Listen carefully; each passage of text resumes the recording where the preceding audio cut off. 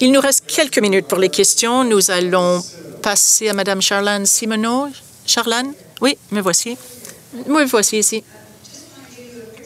Oui, juste très rapidement, je vais expliquer le contexte et ensuite j'ai une question. Au mois de novembre, j'ai eu la chance d'aller à Toronto pour participer à le groupe d'experts sur l'évaluation des technologies pour les patients.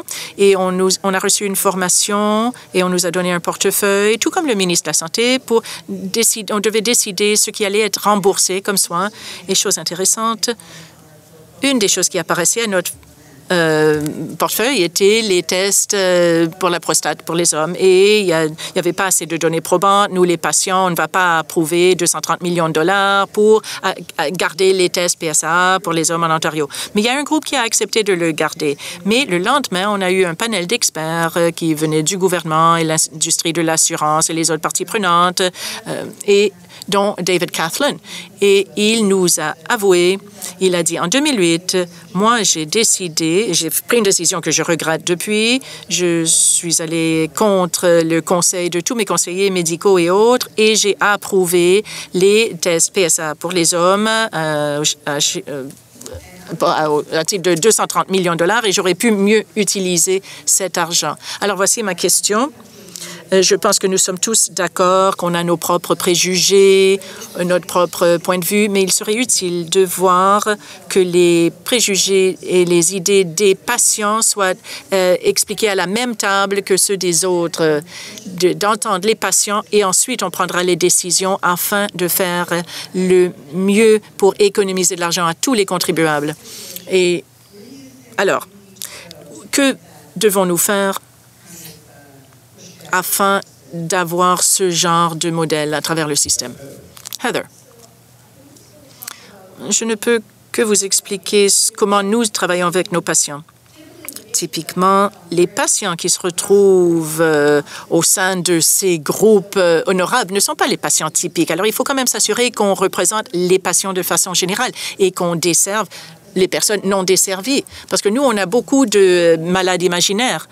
Et alors, on a des groupes de patients diplômés, si vous voulez. Toute personne qui passe la porte fait partie de ce groupe de patients diplômés. Ils reçoivent des bulletins de nouvelles, ils ont des conférenciers. C'est quelque chose qui existe depuis longtemps, depuis plus de 25 ans.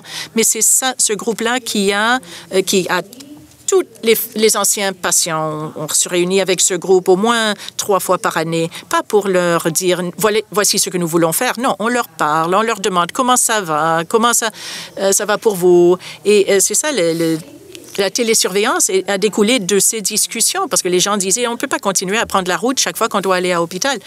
Et alors, c'est un groupe de patients très divers, on les écoute sans poser des questions particulières et on utilise l'information qu'ils nous donnent pour créer nos programmes. Et plus vaste le groupe de patients que vous écoutez, mieux sont les chances que vous allez desservir les patients. Le projet dont je vous ai parlé, chez nous, du côté de l'évaluation des technologies et des modes d'intervention en santé, avec l'axe de recherche, un des axes de recherche de notre centre de recherche, on est à développer un modèle de participation des patients dans la définition de nos projets de recherche en évaluation des technologies. Alors, on va progresser là-dedans. Plus largement aussi, dans l'ensemble des projets de redéfinition de nos processus à l'intérieur de l'établissement, nous avons convenu qu'il y aurait toujours un patient compétent pour participer avec nous à la révision des processus dans l'organisation. On pense que ça va nous rapporter à plus long terme. Par rapport à notre projet, si on regarde le point de vue du patient, on pense que par le contrôle des dépenses, on devrait avoir un gain sur des interventions qui sont actuellement inutiles ou qui pourraient représenter un certain risque en tout cas plus de risques de bénéfices pour nos patients, puis que par une intervention en réallocation et en réinvestissement, on pourrait mieux répondre à certains besoins que nos patients ont et pour lesquels, actuellement, on n'a pas de réponse, faute de moyens. Peggy? Je pense que c'est une excellente question. Je dois dire que le travail qui a été fait par l'association, la CTMS, MTS, a été très important. Il y a eu des groupes de réflexion qui étaient organisés un peu partout au Canada. On a vu comment l'était à cet effet, à quelle reprise, ce qu'on en faisait. Et quand on a demandé aux patients, on a dit, voici ce qu'on pense faire, qu'est-ce que vous pensez?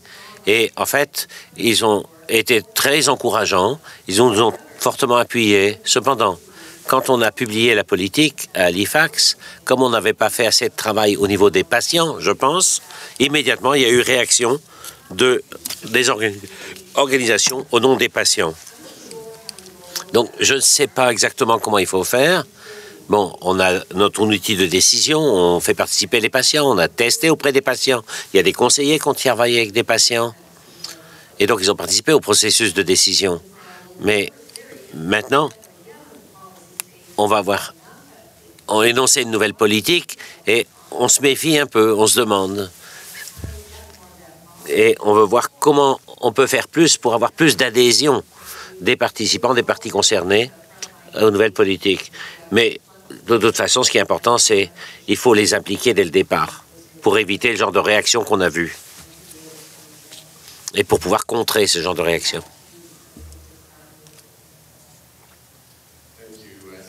Merci. Ben, écoutez, je pense que le déjeuner est prêt. Donc, en conclusion, je suis frappé par la question qu'avait posée André Picard tout à l'heure. On a eu d'excellentes réactions. Il y a des initiatives extraordinaires qui sont en route partout au pays. Et donc, il faut...